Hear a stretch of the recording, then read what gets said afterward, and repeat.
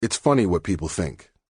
If you look at Twitter, it won't take you long to find some outraged accusations of bias against ESPN. A good amount of them have been directed at me. We're not impartial journalists, the conspiracy theorists suggest.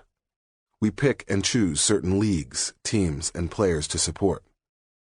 I've been accused of kissing up to LeBron, Tiger, or back in the day, Michael. As a network, we've been said to favor the SEC, act as a publicity arm for Tim Tebow, and bow down before King James. It always makes me laugh, because it's just so naive. We're a ratings-driven business, so why wouldn't we have devoted ample coverage to, say, Tebow, when his story was top of mind throughout the nation? That's called journalism, folks. My colleagues and I, we're journalists. We cover what you're interested in. Now, I also happen to be a sports fan, and I'm very transparent about the fact that I root like hell for my North Carolina Tar Heels, because I bleed Tar Heel blue. But do I pull for LeBron? Hundreds, maybe even thousands of Twitter comments suggest that I do, in pretty graphic terms. I like LeBron as a person, and I respect him as an athlete.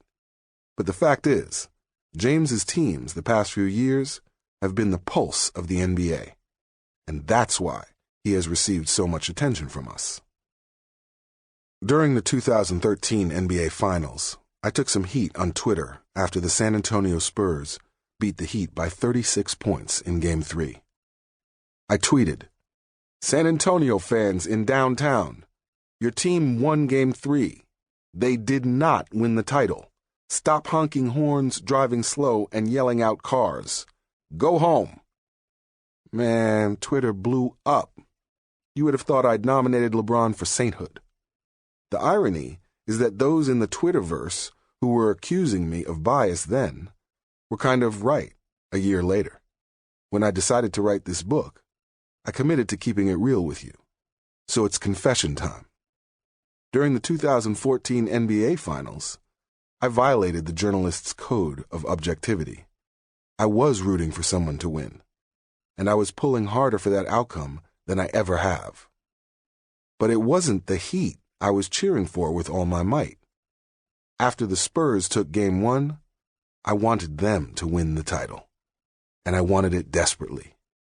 By Father's Day, with the Spurs leading James's Heat 3-1, I had never wanted a team to wrap up an NBA title more than the San Antonio Spurs.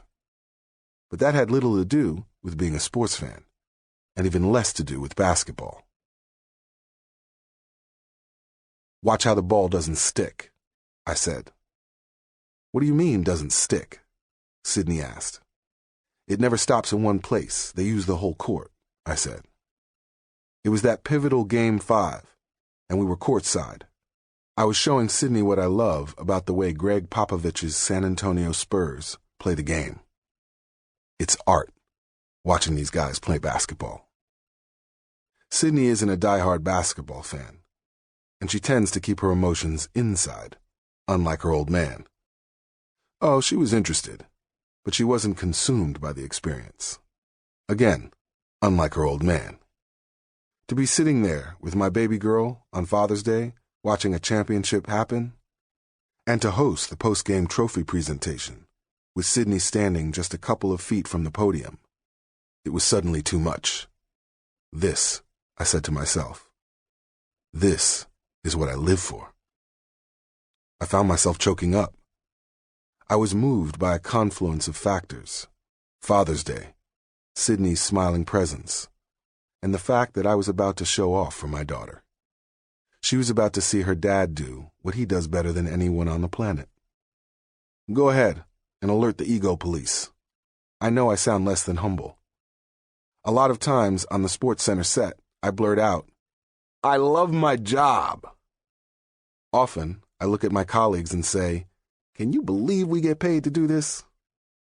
I love it, and I love being among the best in the world at what I do. I wasn't always good at it, but I've worked at it, and I'm damn proud about how I do it. Now, as Sydni and Taelor will be only too happy to tell you, That doesn't mean there ain't a host of things their dad sucks at.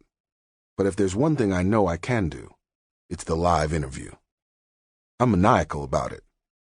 Watch a game with me in my living room, and you'll hear me shouting, "Dumb question!"